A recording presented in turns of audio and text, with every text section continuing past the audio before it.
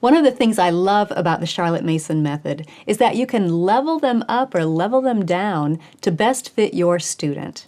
And picture study is no exception. We know that it's wonderfully simple and effective in the way that we usually do it. But today, Rochelle Baborina is going to join me and tell you how you can level things up if you would like to.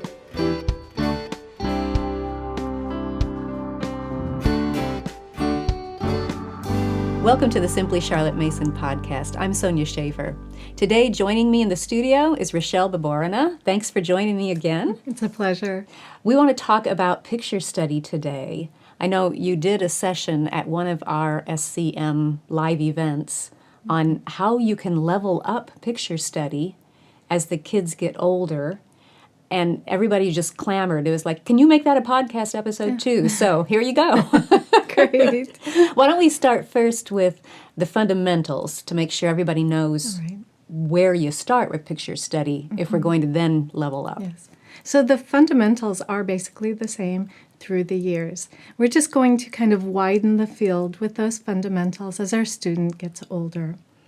So we choose an artist for our term, and then we have about six reproductions to look at. And so perhaps we begin with the small, short biography of the artist. Then we choose a work of art. The children look at it for a certain amount of time until they can see it in their mind's eye. It's then turned over, and they tell all they can remember about it. So an act of narration. Yes. Once they've done that, the picture is turned back over. We can look for any details we might have missed. And another reason that we look at that picture another time at the end of our picture study is that we want the work of art itself to leave the lasting impression on the child's mind. Oh, yes. Rather than what they thought they saw and leave it there vaguely, make sure they get the confirmation or clarification of it, but then also make sure they're interacting firsthand with that picture at the end. And then I like to post it on display somewhere the rest of the week so they can look at it as much as they want to. And I love how all those things are included in the picture study portfolios. The biographies, the beautiful reproductions, all of that stuff is gathered for us. Hooray. Yes, that's great. So that's the fundamentals. That's where you begin. How can we then expand on that? All right. Well, the child could be asked after the narration, an older child can be asked to do a rough sketch of the picture that was studied. Now, how we do that is by squinting. And now this is interesting. Okay. So this is a method that plein air or painters who paint outdoors use as well, because we have a lot of data in this picture. And we want the rough Let me grab a picture. Sure, Let's just grab it. You want a Monet? Yes. Okay. Let's use, this is one of my favorites. This one work for you? Yes. That's okay. Great. Here you go. Okay. Well, first I'll tell you that an artist painting out of doors has a lot of data that he's bringing in, he or she is looking at. And so a landscape artist will actually squint to kind of close out some of those things that they're seeing, and then that way they can find the main or the chief lines in the landscape. Oh, to look for chief lines. Yes. Okay. Explain chief lines. So chief lines could be the most important, the main lines in a composition. And so this is why when a landscape artist is working, they'll often kind of make a box with their hands, and instead of painting this huge panorama, they are going to focus on one aspect, and then they will also squint so that they can see these shapes. So, like, I'm assuming the horizon would be one chief line. The horizon could be one chief line, definitely. And a tree, I'm thinking of Monet's other one with his poplar trees that are all in a line. Those would be chief lines? Yes, those would be chief lines. And then we get... So those are all we're going to do in the rough sketch with our children. Is we're going so to what are the have chief them, lines in this one? So I would be holding it out further. Out here, Right. And I would squint my eyes so I can only have those largest forms and the main heaviest lines. And when I'm looking at this, I've never done this one before. I'm seeing a horizontal line here. At the top At of the the buildings. And uh-huh. then we have some vertical lines running up The path that the goes path to all the way house. up. Okay. And so when I'm looking at this now as someone who's done this before, I see the composition is actually a cross, and that's an archetypal composition in painting, which this will help the children discover for themselves these types of compositions, because That's such a Charlotte Yes. Mason principle right there. Mm-hmm. They do so much of that. Okay. right, that self-discovery. And so your child can either be doing this on a chalkboard with chalk, a crayon, or in one color of watercolor. Just kind of squint, see, and then draw. Okay, we've got Those those two two lines. chief lines. Mm-hmm. Okay. And then we have this form here, and then we have maybe some ovals here. So you're just doing Very rough sketch. rough Noth- shapes, right. really. Nothing labored over. The lines could be organic and flowing. They could be straight. We could have circular lines. We could have zigzag lines depending on the artist. Think of Edward Hopper, had very geometric lines. Okay. And then we have a little more organic lines with Monet. With the flowers. The flowers. Yeah, yeah. Interesting. Mm-hmm. What age would you start doing something like that usually? So- Or, roughly. Every child is an Okay. individual, of course.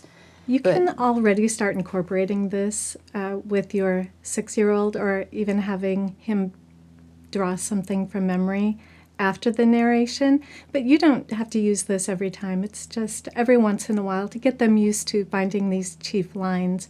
And we aren't introducing words like we use, like composition, form, value, tone, things like that. We aren't talking about this, but on their own, they're going to be discovering shape, form, color, lines. So the main thing we're going to say is draw the chief lines. Yes, And they do it with just one color. This is not Right. reproduce the picture. right. This isn't it's not detailed. We don't want to labor over this. It only takes a few minutes. And just or a every few once in a moments. while. Every once in a while, right. And then our student gets used to this. Now, when we talk about kind of really leveling up, that's the high school years. Okay. And that's when a student's going to be giving a more detailed drawing, or their narration could become a written narration. It could be a written narration with a rough sketch. So our forms of narration have widened out. So describe Monet's picture of the garden at Vitulle in writing, and give me a rough sketch of the chief lines, or would you go more at that point? It could, we have a lot of options in high school. It could be of the chief lines. It could be a more detailed drawing or painting. And remember that our students have had art lessons as well through the years. So they can be incorporating what they've learned in their art lessons into this. So if they've learned some of Monet's technique, they could.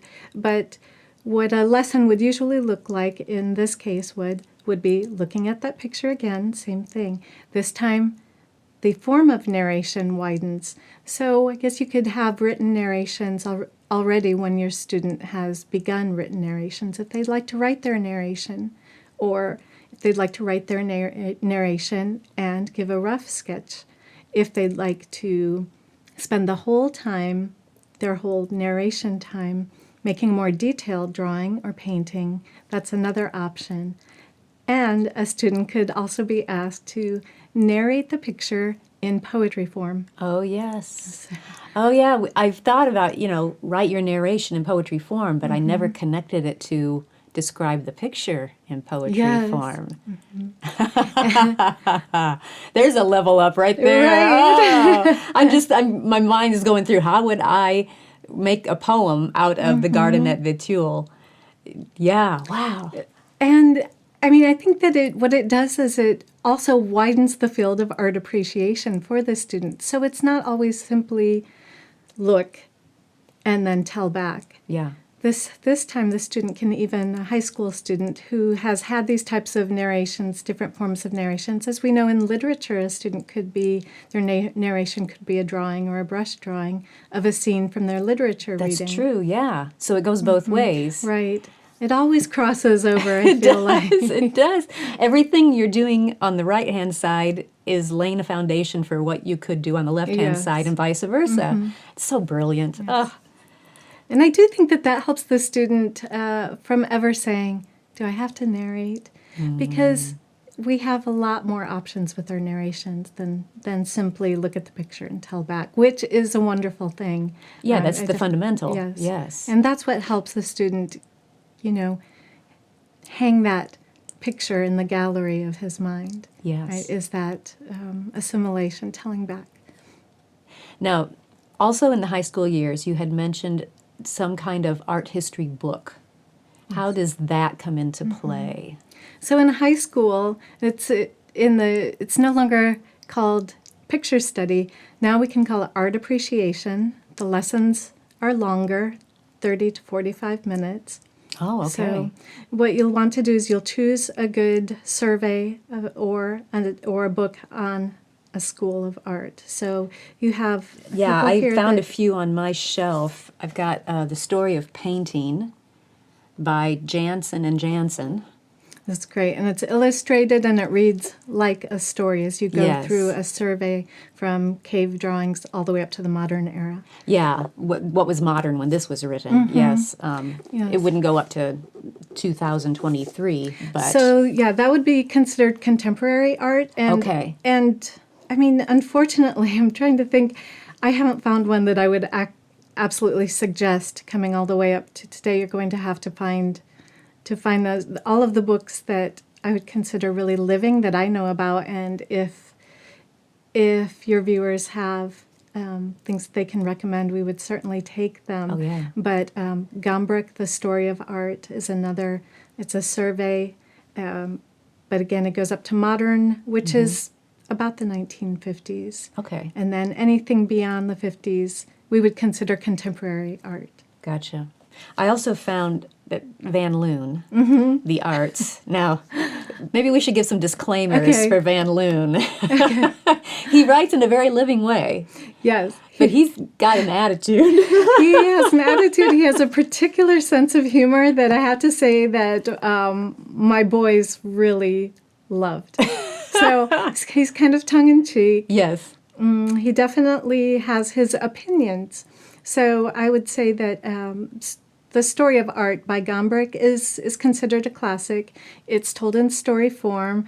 I think it's very lovable. There are definitely shorter sections, and it's never condescending. But he doesn't judge, and he doesn't condescend. So that's one of the reasons that I do recommend that book. Another one is Hillier, if you love Oh, yeah. Child's History of the World. right, then you might also love The Child's History of Art. And I just have to say that though it's for children, that adults, high schoolers will enjoy it as well. Oh, yeah. It's such a living book. All is a living ages book. enjoy it. Yes. I would say the Gombrich is definitely high school level reading, though. So what that is going to do, if I'm understanding correctly, throughout all of the years leading up to high school, they have been studying individual artists and putting them in their book of centuries so they can see which ones were contemporary with each other. But then in this art history book, now we're going to see the different schools and look at them almost as groups, right? They're going to be placed in a little more historical context. So they've been gaining, our students have been gaining historical knowledge. Yes. Now we're going to be putting this into even more historical context with the reading. So a lesson could look like this.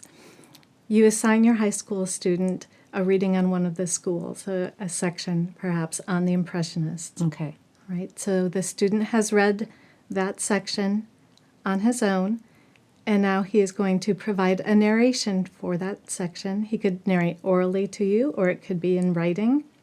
Now when the student comes to the lesson, you're going to choose choose an impressionist from your picture study portfolios, and rather than just taking one picture for that week, your student gets to pull out all of the reproductions and study all 6 or 7 of Monet's reproductions that you have here. All at the same time. All at the Just same spread them time. all out. Even though he's already studied them before and is somewhat Yes. familiar with them, actually that's a bonus Right. that he's familiar with them. So you're laying out all of the pictures at once. Right. And then what does he do? Well, he'll look them over, kind of study them all, and then he can choose one that he prefers that he would like to study more in depth. So say your student Picks my favorite. Picks your yes, favorite. Yes. Gets double dessert tonight for doing that. Never mind, no. Now he'll take some time to really look at that picture. Now he's going to make a detailed drawing of that picture. Okay, let me stop you Okay. there because there's the famous passage in Charlotte's writings that the student should not duplicate the master's works. Right. What's the difference? Okay. So what Charlotte Mason's talking about here is that we don't want the child to just simply try to make a copy. What we're doing here can be likened to nature study. We're going to be observing. We're going to be looking really intently at it, and we're going to bring what we know about it into our detailed drawing. I say detailed, it can be done in monochrome. It doesn't Okay. have to be the actual colors, but you're just going to take a more detailed look. And what this does is this isn't an art lesson that we're trying to teach our child how to become a painter. What we're going to do here is this activity helps the child see the decisions that the artist made himself when building up his picture. So we're going to take a look at the light and the shadow. So if we're doing this in monochrome watercolor, say we pick sepia or burnt sienna, as it's called today. For those of us who are not artistic, that means brown. Right. Okay, thank you. And then just with the amount of water, that's how we'll get our picture to be lighter in some areas and darker in the others. So in this way, the student, by making a more detailed reproduction, is going to be looking at the decisions that an artist would make in composition, in line, in form, in shapes. What we said before, are these going to be strong diagonal lines, or is this going to be flowing, more organic? And it's going to be helping make an impression in the student's mind, as well as perhaps a love for this work of art. I love that. And so they're not being distracted by making sure they mix the color to match exactly Right. every little piece. It is more, as you said, the picture as a composition, the whole thing. Yes. Okay. Yeah, that's great. So as they're going through the high school years, how often do you want to try and get them to read and narrate and find a picture to study in depth for every school? Or are we just, how often are we doing a school a term? What kind of guideline Okay. can you give? All right. So you can give a school a term. You can match that school of painting. So this is one of the things that I love about these picture study portfolios, is that Oh, yes. it gives the timeline: ancient, medieval, Renaissance, Baroque, and modern. So if you are studying, it doesn't have to line up. I do want to say that. But if you are in the modern era, then you might choose to study the modern era of painting as well. And so you could go to your shelf and pick out all of the picture study portfolios of the modern era. And then for that term, your student could be reading about that particular artist as well as the school. So we start with the school, assign some reading. We do what we just talked about with Monet. The next time the student has assigned reading further into Impressionism in the art history book, and then the student can choose, or you can choose, another of the Impressionists. And now when your student is doing a narration, they can start to compare and contrast, say, Cassatt with Monet. Yes. And then at the end of the term, they could have a written narration assigned on Impressionism as a whole, which is just a written narration when we ask for an essay. Right. Their exam could Yes. be, tell me about Impressionism. I love the idea of letting that older student, that high school student, have a say in which Yes. artist they're going to dig deeper into. Charlotte did that with a lot of areas, giving those students choices, which, especially when you have boys, Yes. it's a big thing. My boys really like to make those choices, so it could be a choice in literature. So for this time period, are you going to choose a book of Charles Dickens or Jane Austen? So there are choices to be made. And with our art appreciation in high school, the student gets to choose his or her favorite or preferred reproduction to study in more detail. Now, let's get very practical. We've got Okay. our high school student who is doing this art study, if we want to call it that, art history studies. Are they also participating in regular picture study with the younger students? So I would really encourage family picture study. To continue. Right. Yes, because Okay. the students are still just like they're always in the same time Yes. and era of history. Yeah. That gives them things to talk about. And so with picture study, though with your young children, it might take just five minutes, right? Right. For a picture Right, study to do with the fundamentals, to do the fundamentals. And then your older student can do his reading, make his detailed. His individual work on the Right. side, but he can have both of those, the best of both worlds. Right. in I that think sense, so. yeah. I think so. I mean, I only had 2 boys, but they were a few years apart. And so we were always kind of studying that same era at least. Yes, I love that. Anything else you want to share with our listeners about art appreciation in the high school years? Why is this important? So Charlotte tells us that we can never even imagine the importance that even one picture hanging in the gallery of a child's mind can have across their entire life. So that's one of the big reasons I think picture study is important, is it could come, the beauty and appreciation of the art is something that will be with them throughout their entire lives. Now, even if the student isn't artistic, these are all activities that the student is doing that isn't made based on what they can do as an artist. This is based on looking at the artist in history and the things that artist has expressed. One of the things that really hit home for me was the first time I went to an art museum, which I was 19, I think, the first time I went to an art museum, and I saw one of Claude Monet's haystacks. Now, growing up in Northeast Iowa, there are haystacks all around me, and I Yes. never saw the beauty of them until I saw them through Monet's eyes. And that really helped me appreciate the haystacks at home. Yes, it gives you, it shapes how you view the world. As Charlotte said, we can never imagine the power that one of those pictures might have in shaping how that person views the world, seeing the beauty in the world around us. I love that. And I love how the parent doesn't have to be this wonderful artist or art aficionado or anything like that in order to lead the student through these methods that you've outlined. Right. We give the child opportunity and we get to be their guide. And so we will guide them in the methods, but we don't stand between the artwork and And the student, and that's the right. student. Just like we let the author speak to the student in a living book, we let the work of art speak to the student. I love it. Thanks for sharing these great ideas with us. You're welcome.